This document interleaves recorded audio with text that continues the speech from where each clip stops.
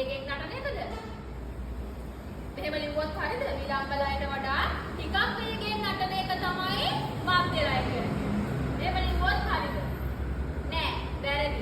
මොකක්ද අපි හරියටම ලියන තමයි විලම්බ ලයට වඩා දෙගුණයක් වේගයෙන් නර්තනයේදීම නැත්නම් දෙගුණයක් වේගය අපි කියනවා මධ්‍ය ලය කියලා. විලම්බ ලයට වඩා දෙගුණයක් වේගය මධ්‍ය ලය. එහෙනම් ද්‍රුත ලය කියන්නේ මොකක්ද?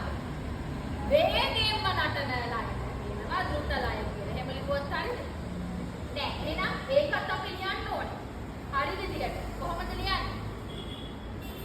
විලම්බ ලයේ සිව් ගුණය.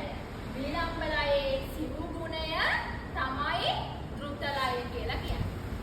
හරිද? හා. දැන් ඔන්න විලම්බ මාධ්‍ය ද්‍රුත හැඳින්වුවා.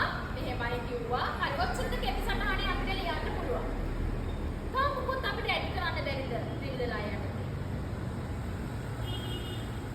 අපිට පුළුවන් ආධුනික ශිල්පියෙක්, ආධුනික නර්තන ශිල්පියෙක් පාසරඹ සහ ගොඩ සරඹ යන සරඹයන් මේ ත්‍රිවිධ ලයට නර්තනය කළ පුහුණු වීම අනිවාර්යයි.